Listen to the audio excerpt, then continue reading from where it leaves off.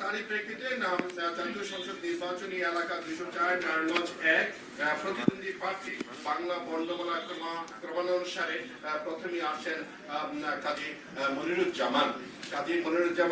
উনি মনোনয়ন প্রদানকারী রাজনৈতিক দলের নাম হলো বাংলাদেশ জাতীয়তাবাদী দল এবং উনার দলীয় বরাদ্দকৃত প্রতীক হলো দানের শেষ। আমি জনাব মনিরুজ্জামান অথবা ওনার যদি উনার মনোনীত কেউ থাকে সেই প্রতীক গ্রহণ করার জন্য অনুরোধ করছি।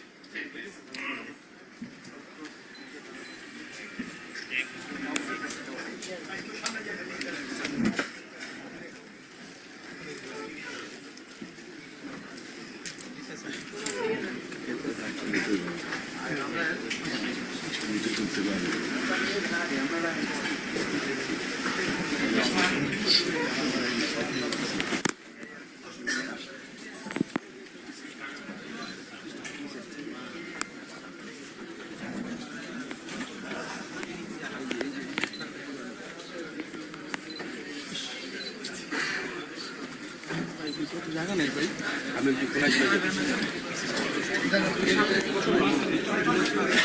ভাইয়া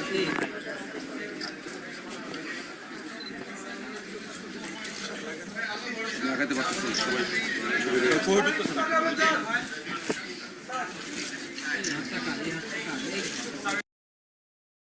গলায় গলা মিলিয়ে হাতে হাত মিলিয়ে লড়াই করতে হবে সেই দুষ্পন্দের বিরুদ্ধে যারা গণতন্ত্রকে নস্যাৎ করেছে, যারা মানুষের অধিকার হরণ করেছে, যারা মায়ের বুক খালি করেছে, বোনকে স্বামী হারা করেছে, তাদেরকে আজকে প্রতিহত করতে হবে।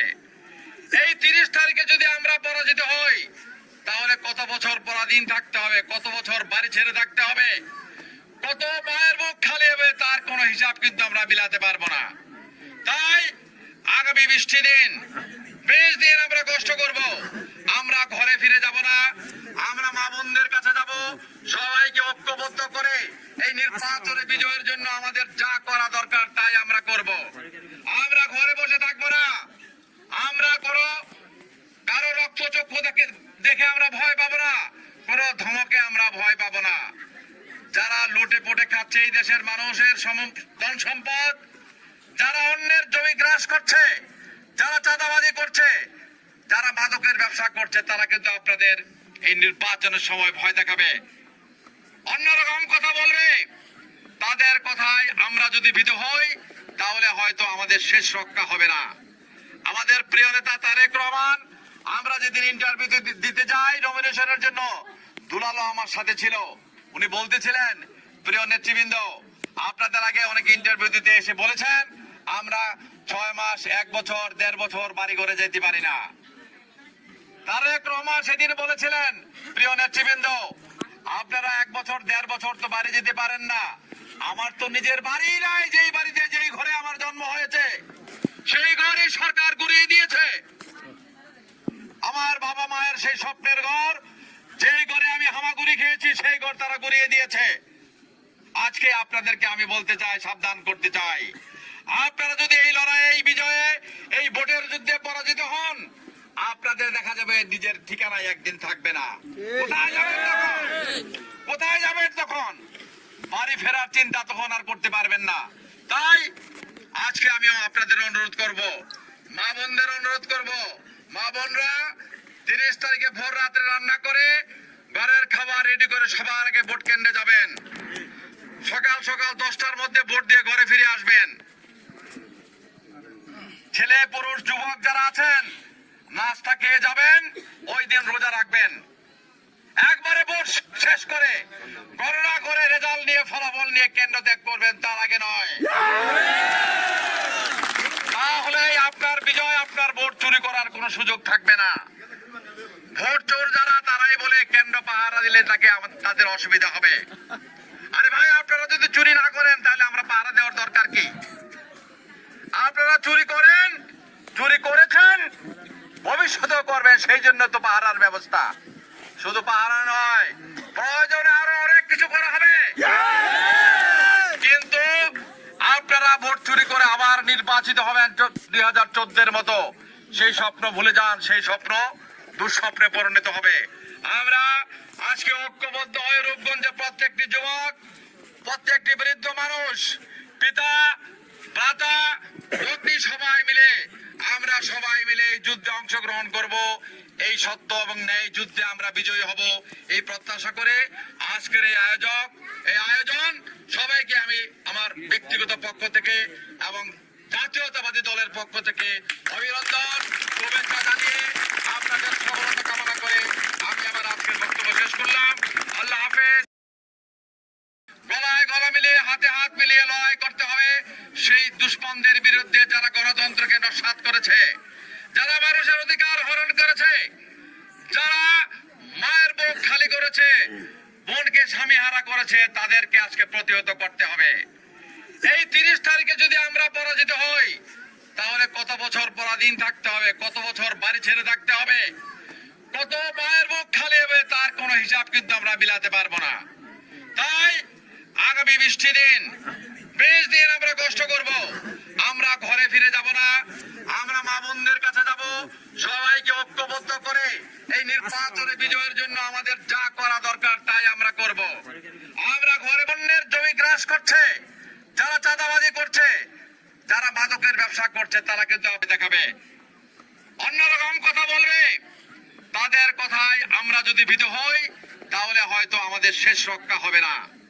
আমাদের প্রিয় নেতা তারেক রহমান, আমরা যেদিন ইন্টারভিউ দিতে যাই নমিনেশনের জন্য, দুলালো আমার সাথে ছিল, উনি বলতেছিলেন, প্রিয় নেতৃবৃন্দ, আপনাদের আগে অনেকে ইন্টারভিউ দিতে এসে বলেছেন আমরা 6 মাস, 1 বছর, 1.5 বছর বাড়ি ঘরে যেতে পারি না। তারেক রহমান সেদিন বলেছিলেন, প্রিয় নেতৃবৃন্দ, আপনারা 1 বছর, 1.5 বছর তো বাড়ি যেতে পারেন না। যেই বাড়িতে, যেই ঘরে আমার জন্ম হয়েছে, সেই ঘরে সরকার গুড়িয়ে দিয়েছে। মায়ের সেই স্বপ্নের ঘর, যেই ঘরে আমি হামাগুড়ি খেয়েছি, সেই ঘর তারা গুড়িয়ে দিয়েছে। আজকে আপনাদেরকে আমি বলতে চাই, সাবধান করতে চাই, আপনারা যদি এই লড়াইয়ে, এই বিজয়ে, এই ভোটের যুদ্ধে পরাজিত হন, আপনাদের দেখা যাবে নিজের ঠিকানায় একদিন থাকবে না। কোথায় যাবেন তখন? কোথায় যাবেন তখন? বাড়ি ফেরার চিন্তা তখন আর করতে পারবেন না। তাই আজকে আমিও আপনাদের অনুরোধ করব, মা বোনদের অনুরোধ করব, মা বোনরা 30 তারিখে ভোর রেডি করে সবার আগে ভোট কেন্দ্রে যাবেন। সকাল সকাল 10টার মধ্যে ভোট দিয়ে ঘরে ফিরে আসবেন। ছেলে, পুরুষ, যুবক যারা আছেন, নাস্তা খেয়ে যাবেন, ওই দিন রোজা রাখবেন। একবারে ভোট শেষ করে গণনা করে রেজাল্ট নিয়ে, ফলাফল নিয়ে কেন্দ্র ত্যাগ করবেন, তার আগে নয়। তাহলে আপনার বিজয়, আপনার ভোট চুরি করার কোনো সুযোগ থাকবে না। ভোট চোর যারা, তারাই বলে কেন্দ্র পাহারা দিলে তাদের অসুবিধা হবে। আরে ভাই, আপনারা যদি চুরি না করেন তাহলে আমরা পাহারা দেওয়ার দরকার কি? আপনারা চুরি করেন, চুরি করেছেন, ভবিষ্যতেও করবেন, সেই জন্য তো পাহারার ব্যবস্থা। শুধু পাহারা নয়, প্রয়োজনে আরো অনেক কিছু করা হবে। কিন্তু আপনারা ভোট চুরি করে আবার নির্বাচিত হবেন 2014-এর মতো, সেই স্বপ্ন ভুলে যান। সেই স্বপ্ন দুঃস্বপ্নে পরিণত হবে। আমরা আজকে ঐক্যবদ্ধ হয়ে রূপগঞ্জে প্রত্যেকটি যুবক, প্রত্যেকটি বৃদ্ধ মানুষ, পিতা, ভ্রাতা, পত্নী সবাই মিলে আমরা সবাই মিলে এই যুদ্ধে অংশগ্রহণ করব। এই সত্য এবং ন্যায় যুদ্ধে আমরা বিজয়ী হব এই প্রত্যাশা করে আজকের এই আয়োজন সবাইকে আমি আমার ব্যক্তিগত পক্ষ থেকে এবং জাতীয়তাবাদী দলের পক্ষ থেকে অভিনন্দন, শুভেচ্ছা জানিয়ে আপনাদের সফলতা কামনা করে আমি আমার আজকের বক্তব্য শেষ করলাম। আল্লাহ হাফেজ।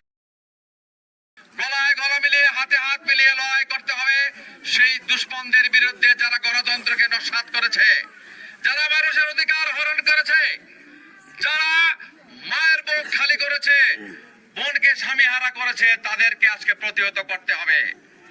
এই 30 তারিখে যদি আমরা পরাজিত হই তাহলে কত বছর পরাধীন থাকতে হবে, কত বছর বাড়ি ছেড়ে থাকতে হবে, কত মায়ের বুক খালি হবে, তার কোনো হিসাব কিন্তু আমরা মিলাতে পারবো না। তাই আগামী 20 দিন আমরা কষ্ট করব। আমরা ঘরে ফিরে যাব না, আমরা মা বোনদের কাছে যাব, সবাইকে ঐক্যবদ্ধ করে এই নির্বাচনে বিজয়ের জন্য আমাদের যা করা দরকার তাই আমরা করব। আমরা ঘরে বসে থাকবো না, আমরা কারো রক্তচক্ষু দেখে আমরা ভয় পাবো না, কোন ধমকে আমরা ভয় পাবো না। যারা লুটে পুটে খাচ্ছে এই দেশের মানুষের ধন সম্পদ, যারা অন্যের জমি গ্রাস করছে, যারা চাঁদাবাজি করছে, যারা মাদকের ব্যবসা করছে, তারা কিন্তু আপনাদের এই নির্বাচনের সময় ভয় দেখাবে, অন্যরকম কথা বলবে। তাদের কথায় আমরা যদি ভীত হই, তাহলে হয়তো আমাদের শেষ রক্ষা হবে না। আল্লাহ হাফেজ।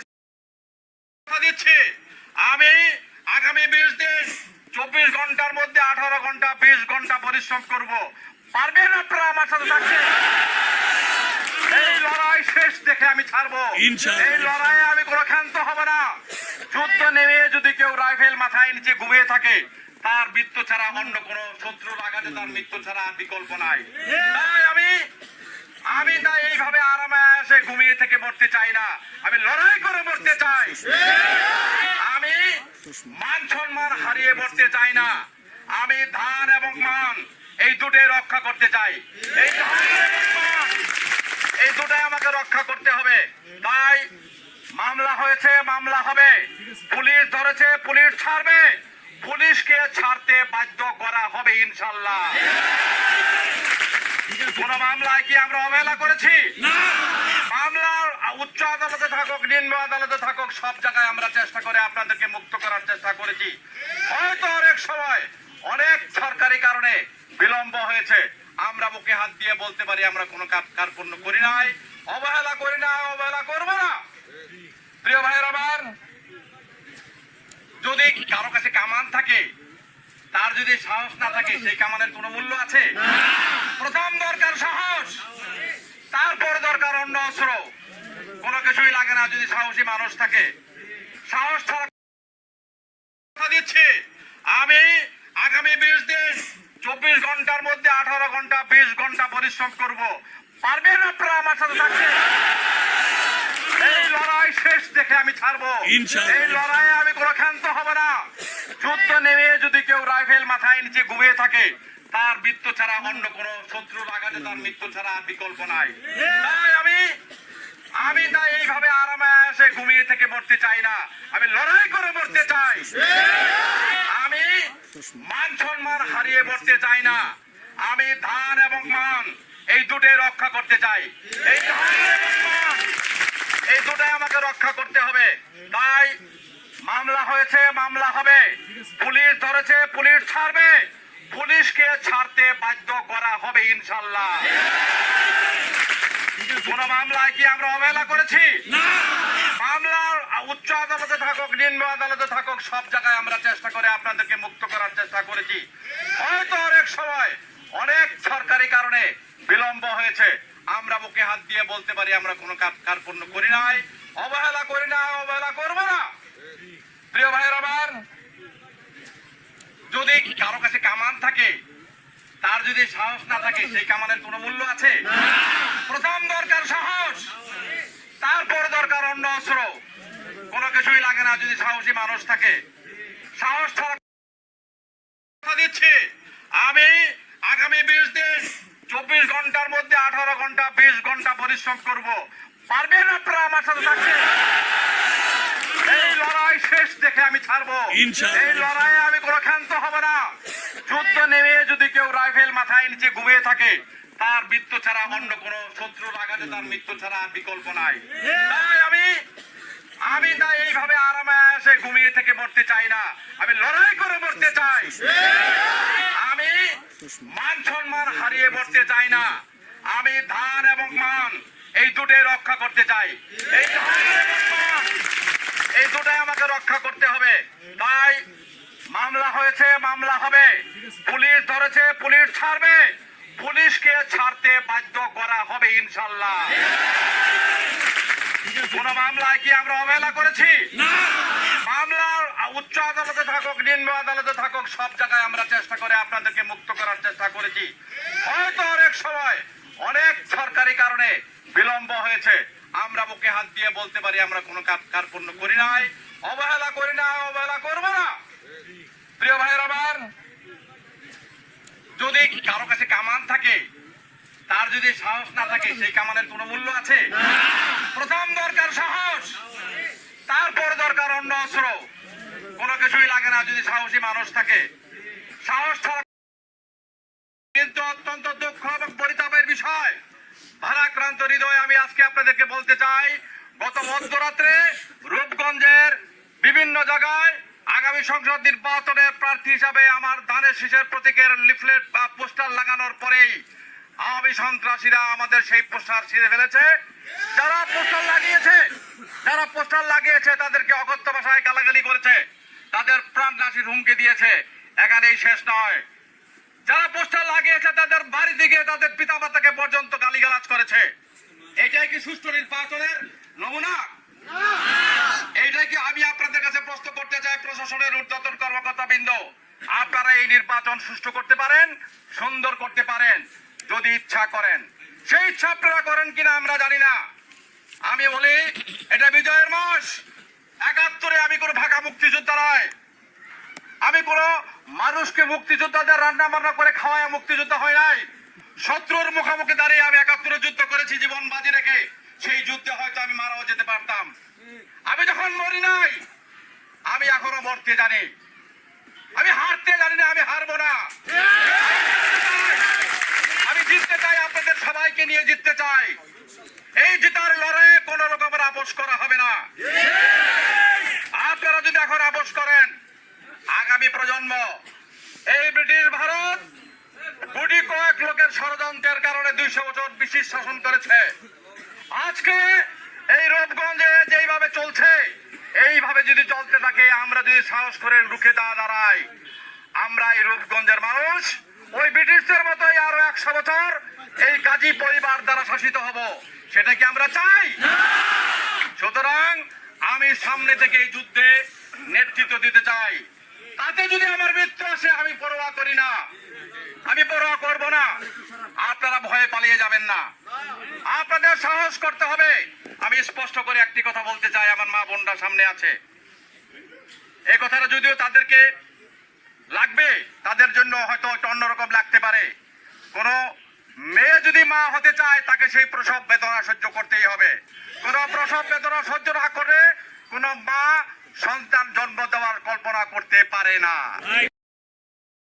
কিন্তু অত্যন্ত দুঃখ এবং পরিতাপের বিষয়, ভারাক্রান্ত হৃদয়ে আমি আজকে আপনাদেরকে বলতে চাই, গত মধ্যরাত্রে রূপগঞ্জের বিভিন্ন জায়গায় আগামী সংসদ নির্বাচনের প্রার্থী হিসাবে আমার ধানের শীষের প্রতীকের লিফলেট বা পোস্টার লাগানোর পরেই আওয়ামী সন্ত্রাসীরা আমাদের সেই পোস্টার ছিঁড়ে ফেলেছে। যারা পোস্টার লাগিয়েছে তাদেরকে অকথ্য ভাষায় গালাগালি করেছে, তাদের প্রাণনাশীর হুমকি দিয়েছে। এখানেই শেষ নয়, যারা পোস্টার লাগিয়েছে তাদের বাড়ি দিকে তাদের পিতামাতাকে পর্যন্ত গালিগালাজ করেছে। এটাই কি সুষ্ঠু নির্বাচনের নমুনা? এইটাই কি আমি আপনাদের কাছে প্রশ্ন করতে চাই, প্রশাসনের ঊর্ধ্বতন কর্মকর্তাবৃন্দ, আপনারা এই নির্বাচন সুষ্ঠু করতে পারেন, সুন্দর করতে পারেন যদি ইচ্ছা করেন। সেই ইচ্ছা আপনারা করেন কিনা আমরা জানি না। আমি বলি এটা বিজয়ের মাস। ৭১ আমি কোনো ভাগা মুক্তিযোদ্ধা নয়, আমি কোনো মানুষকে মুক্তিযোদ্ধাদের রান্না বান্না করে খাওয়ায় মুক্তিযোদ্ধা হয় নাই।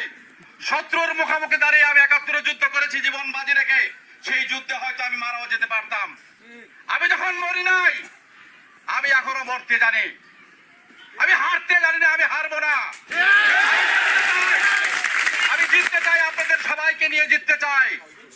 এই জিতার লড়াইয়ে কোন রকমের আপোষ করা হবে না। আপনারা যদি এখন আপোষ করেন, আগামী প্রজন্ম এই ব্রিটিশ ভারত কোটি কয়েক লোকের ষড়যন্ত্রের কারণে ২০০ বছর ব্রিটিশ শাসন করেছে। আজকে এই রূপগঞ্জে যেইভাবে চলছে, এইভাবে যদি চলতে থাকে, আমরা যদি সাহস করে রুখে দাঁড়াই, আমরা এই রূপগঞ্জের মানুষ ওই ব্রিটিশদের মতোই আরো ১০০ বছর এই গাজী পরিবার দ্বারা শাসিত হব। সেটা কি আমরা চাই?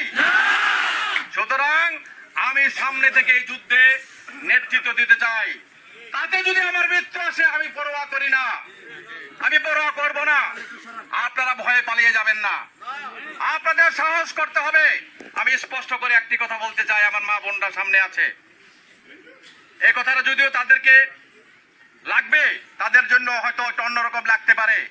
কোন মেয়ে যদি মা হতে চায়, তাকে সেই প্রসব বেদনা সহ্য করতেই হবে।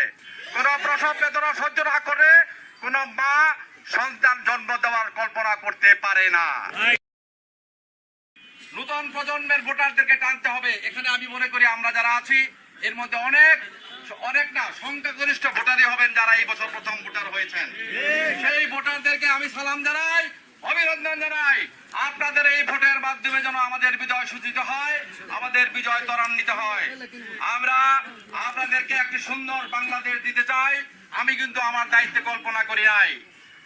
আমি কিন্তু পরাধীন দেশে জন্ম হয়েছে, পাকিস্তান আমলে আমার জন্ম হয়েছে। আপনার কিন্তু স্বাধীন দেশে জন্ম হয়েছে, নতুন ভোটার। সেই স্বাধীন দেশ আপনি কিভাবে পেয়েছেন? আমি কাজী মনির সেই স্বাধীন দেশের জন্য যুদ্ধ করেছি। সুতরাং আপনার এই ভোট পাওয়ার অধিকার আমার আছে, এই ভোটের উপরে দাবি আমার আছে। এই দাবি নিয়ে আজকে বলতে চাই, আপনারা আমাকে ভোট দিয়ে নির্বাচিত করেন। আমি কাজী মনির এমপি হওয়াটা বড় কথা নয়। আমি যদি নির্বাচিত হই, আমার জাতীয়তাবাদী দলের সব নেতা কর্মীরা এমপি হবে, আমি এমপি হব না। আমার ছেলে, আমার আত্মীয়, আমার বউ এমপি গিরি করতে আসবে না। আপনারাই হবেন আমার এমপি। দুর্বলকে কেউ কখনো সাহায্য করে না। যিনি মরা, উনি তেমনি মরা, মরার কাছে কে আসবে? যিনি সবল, যিনি প্রতিবাদ করতে জানে, যিনি লড়াই করতে জানে, তাকেই মানুষ ভয় পাবে, তাকেই মানুষ সম্মান করবে, তাকেই মানুষ সাহস করবে। আমি যখন আজকে নারায়ণগঞ্জের অফিসে বক্তব্য দিয়েছি, আমার বক্তব্যের পরে জেলা প্রশাসক থেকে আরম্ভ করে এসপি, বিজেপির চিফ, র্যাবের সিও সবাই বক্তব্য দিয়েছেন। আমি মুক্তিযোদ্ধা এই কথাটি ওনারা স্পষ্ট করে উচ্চারণ করেছেন, আমাকে অভিবাদন জানিয়েছেন বিজয়ের এই মাসে। এটা আমার বড় অহংকারের ব্যাপার, আমার বড় গৌরবের ব্যাপার। তাদের কাছ থেকে প্রশংসা আমি পেয়েছি। প্রিয় ভাইয়েরা আমার, আজকে এজেন্ট নিয়ে কথা হয়েছে, লিগ্যাল এইড কমিটি নিয়ে কথা হয়েছে। আমাদের দলের মধ্যে অনেক সম্মানিত লয়ার আছেন, উকিল আছেন। আমরা এরকম সমস্যাগুলি নিয়ে কথা বলবো। আমরা যখন যেটা হবে, নির্বাচন কমিশন, রূপগঞ্জের উপজেলা নির্বাহী অফিসার তথা সহকারী রিটার্নিং অফিসার, রূপগঞ্জের থানার ভারপ্রাপ্ত কর্মকর্তা, নির্বাচন কমিশনের সচিব, নারায়ণগঞ্জের জেলা প্রশাসক, জেলার এসপি সহ বিভিন্ন প্রশাসনের সবার কাছে আমরা যাব। আমাদের প্রতি জুলুম, অত্যাচার, নির্যাতন যদি হয়, তার প্রতিকার আমরা বারবার তাদের কাছে যাব। আমি নারায়ণগঞ্জেও বলেছি, আমরা ঘরে বাইরে পথে ঘাটে সব জায়গায় লাঞ্ছিত হব। আমাদের নির্যাতন করা হবে, আমাদের অত্যাচার করা হবে, অপমান করা হবে। অপমান আমরা সহ্য করব, কিন্তু কতটুকু সহ্য করব? সহ্যের তো সীমা আছে। সহ্যের সীমা ছাড়িয়ে যাবে তখন যদি আমরা ঘুরে দাঁড়াই, আমরা যদি ঘুরে দাঁড়াই, শান্তি বিঘ্নিত হবে, ভোটের পরিবেশ নষ্ট হবে। আমরা সেটা চাই না। আমরা চাই শান্তিপূর্ণ নির্বাচন। আমরা জনগণের অধিকারে বিশ্বাস করি। আমরা জনগণের ভোটে নির্বাচিত হব, সেই বিশ্বাস আমাদের আছে। জোর করে আমরা সিল মেরে নির্বাচনে বিজয়ী হতে চাই না। আমাদের বিজয়, আমাদের শক্তি, আমাদের সাহস, আমাদের জনগণের সাথে সেই সম্পর্ক আমরা গড়েছি দীর্ঘ 10 বছরে। নির্যাতন, অত্যাচার, মামলা হামলা হয়েছে, কিন্তু জনগণকে ছেড়ে আমরা কখনো যাই নাই। তাই প্রিয় ভাই আমার, আর অনেক কথা বলার থাকে। দুর্বলকে কেউ কখনো সাহায্য করে না। যিনি মরা, উনি তেমনি মরা, মরার কাছে কে আসবে? এই নির্বাচন রূপগঞ্জের প্রত্যেকটি জাতীয়তাবাদী দলের নেতা কর্মী। কারণ আজকে আমাদের নেত্রী খালেদা জিয়াকে জেলখানায় রেখে আমরা নির্বাচন করছি। এটা কি ভাবা যায়? তিনবারের প্রধানমন্ত্রী, ধানের শীষের মার্কা নিয়ে যিনি নির্বাচিত হয়েছেন, সেই নেত্রী আজকে কারাগারে। তাকে রেখে আমরা কারাগারে রেখে নির্বাচন করছি। আমাদের প্রিয় নেতা, যিনি আগামী দিনে এই দেশকে নেতৃত্ব দিবেন, তারেক রহমানকে আজকে বিদেশে রেখে আমরা নির্বাচন করছি। অত্যন্ত কষ্ট নিয়ে, ভারাক্রান্ত মন নিয়ে, অনেক বেদনা, অনেক কষ্ট সহ্য করে এই নির্বাচনে আমরা যাচ্ছি। এই নির্বাচনটি তাই একটি আন্দোলন। এই আন্দোলনের অংশ হিসাবে আমরা আগামী 30 তারিখ এই ভোটের মাধ্যমে এই দানবকে পরাজিত করে মানবের শাসন আমরা কায়েম করব। এটাই আমাদের প্রত্যয়, এটাই আমাদের ঘোষণা। প্রিয় ভাই বোনেরা আমার, অনেক সমস্যা হবে, অনেক বিপদ হবে, অনেক ঝড় ঝঞ্ঝা হবে। সেই ঝড় ঝঞ্ঝাকে উপেক্ষা করে আমরা বিজয়ের লক্ষ্যে আমরা ঐক্যবদ্ধ থাকব। আমাদের মধ্যে কোনো ভুল বোঝাবুঝি থাকলে সবকিছু ভুলে যাব। এই 20 দিন আমরা ভাই বোন, আত্মীয় স্বজন, আমরা প্রত্যেকটি মানুষকে আমরা আমাদের এই ভোটের জন্য দাওয়াত দিব। আমি আপনাদের কথা দিচ্ছি, জনাব তৈবুর আলম খন্দকার, উনি আমাদের নেত্রীর উপদেষ্টা, মোস্তাফিজুর রহমান ভূঁইয়া দীপু, তরুণ নেতা, যিনি আমার সাথে নির্বাচন মনোনয়নের প্রত্যাশী ছিলেন, তৈমুর আলম সাহেব ছিলেন। আমি তাদের প্রতি শ্রদ্ধা রেখে বলতে চাই, আসুন এই ধানের শীষ আমার কোনো ব্যক্তিগত কোনো মার্কা নয়, এটা জাতীয় মার্কা, খালেদা জিয়ার মার্কা।